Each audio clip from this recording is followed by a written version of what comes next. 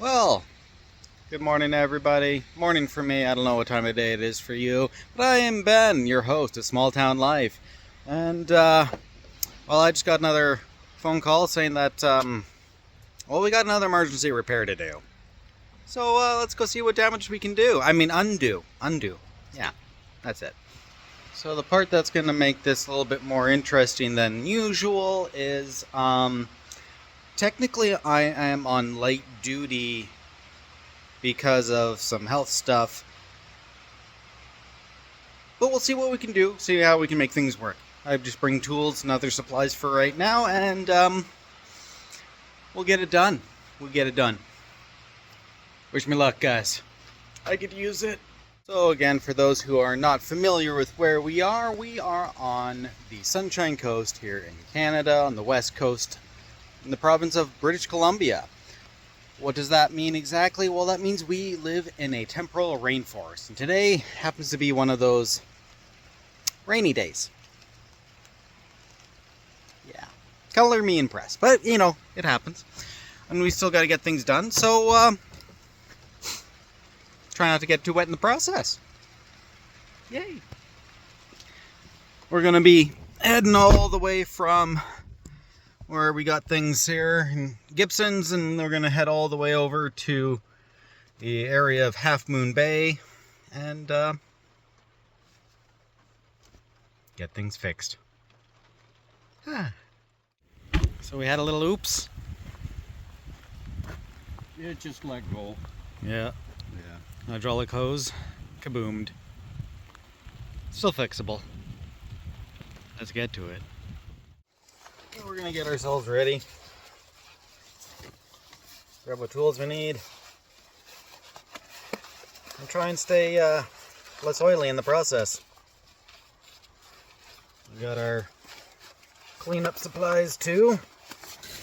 And our oil diapers. Clean up messes. So, right in here.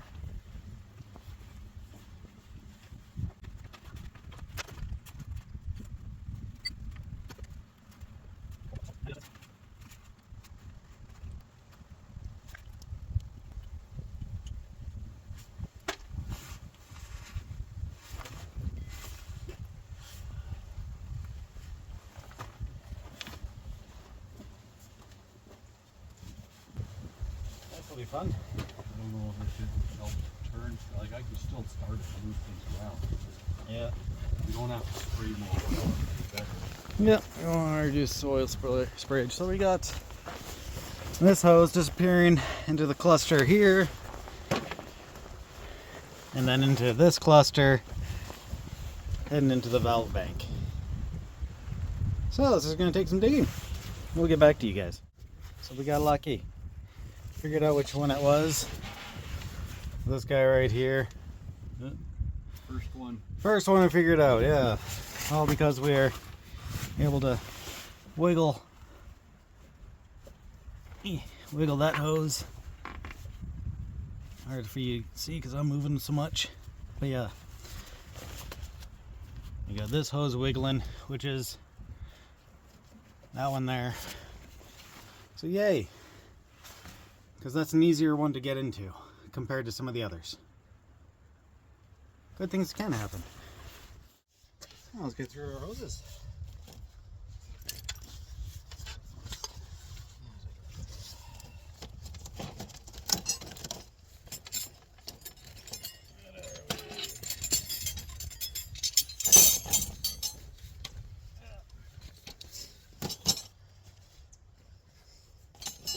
Almost. Nope.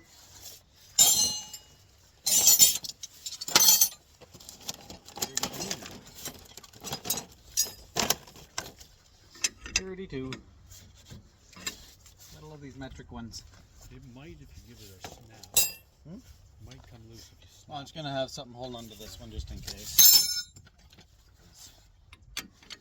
You don't want to lose additional fittings and all that jazz. There we go. That's pressure release.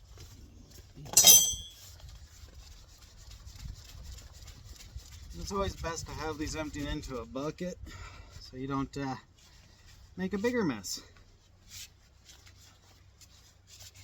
Oh, okay. And now we're stuck.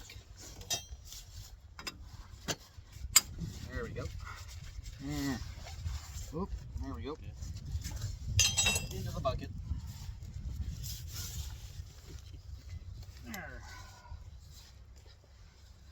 Well, at least the oil's nice and clean, so the filter's doing its job. There. Now the fun bit. Get into the valve body. See if we can luckily get our wrenches in there, because it's pretty tight. So upon closer inspection, I actually have to remove this line so I can actually get my wrench on this guy here to get it removed. So it's proving to be a little bit more complicated, but you know, it's all part of the show, all part of the game.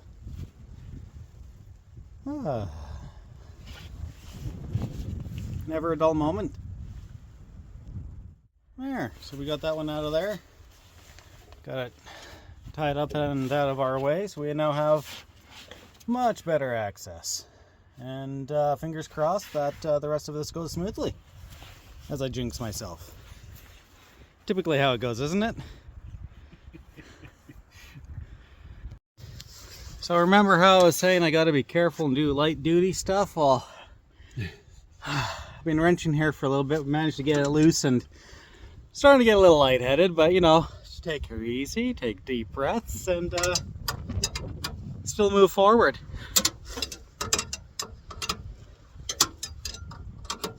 Just have my doctor yell at me again later. Again. Don't timestamp. Yeah. We don't know when this happened. Could have been any time. Any time at all. Okay, guys, here now. Moment of truth. Let's see if I got all the tie straps for it. Oh, careful, careful, careful. That would be a negative. Yeah, it's hung up there. Oh, Yeah. good. We got hung up. Okay. Oh, good. It's coming. It is removing. Twisting. I think we'll, when we're putting it back in, We'll cover the edge. we'll have the straight edge going through, not the one with the curve. Come on. Unhook. There we go. Aha. There. All because we had a break in the line right about here. You can kind of see the split there. Okay. Enough of the fun part. Let's see who's open that can actually make this style of hose. So because this style of hose isn't our typical standard ones that we'd be dealing with, because it is a different make and model of what we normally deal with out in this area, because we got O-ring fittings there, and on here we usually deal with Cat, John Deere, Komatsu, Hitachi, all those kinds of brands, and they don't use this style of fitting, so we might actually have to go to the big old city of Vancouver to get the right hose for this made up. Always something. So we're on the phone right now to try and get that all figured out. Well, I say we, but yeah. Due to the peculiarities of this predicament, we are now trying to figure out if we're able to get the hose in time from Vancouver, or if we need to go back into civilization and grab one of our other machines to get this job finished in time before the other crew comes in to do their work. So, yeah. I think I jinxed myself, made it a little less simple of a job. But first things first, let's get back to civilization. Through the bush trails. So we got a call back from the company that makes these machines there, and they are able to make up a hose for us most likely here. We just gotta now get on a ferry in time to go to Vancouver and pick one up. It's gonna be a fun after hours job. It's one of the disadvantages of living on a small coastal town in British Columbia is sometimes you have to go to the larger areas, the larger cities, or just larger townships to get the parts that you need for things. But at the same time, it's got many of our other bonuses. Gotta take the good with the bad. Alright. Let's get to it. Yeah. So because somebody else who had calmer brains had the great idea that we should get this spliced instead, so that we can get this back together quicker, so we can Not wait a week. not wait a week for parts.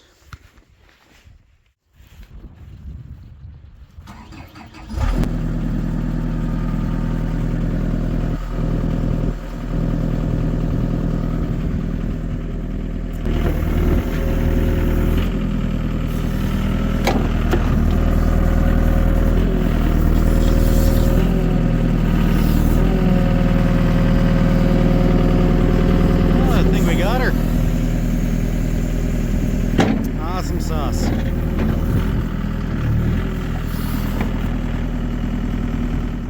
So we managed to get it all worked out, and that coupler is just behind. We still got plenty of slack for when this is extended in both directions. It'll do until we get the real hose in. There. They're back to work.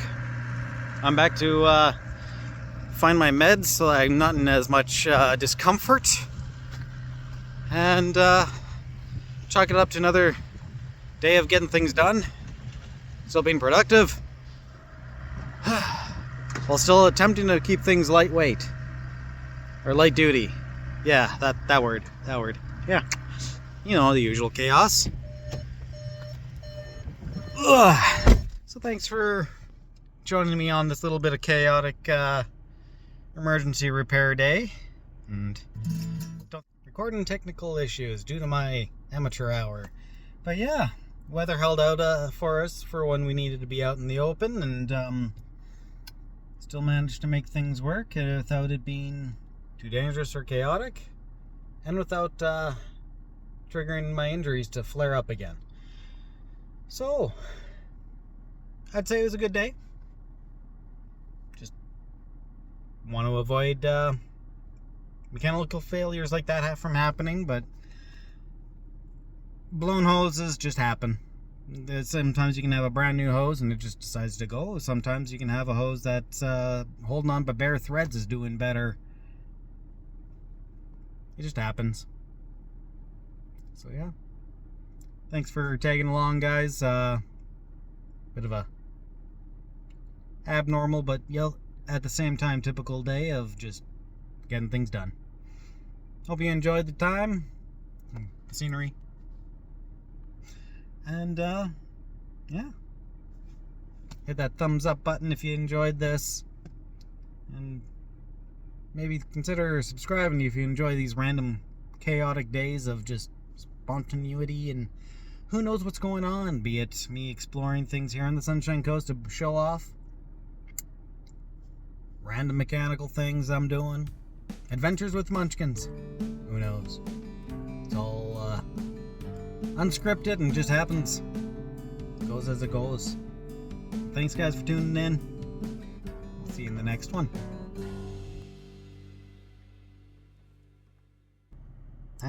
It's still recording.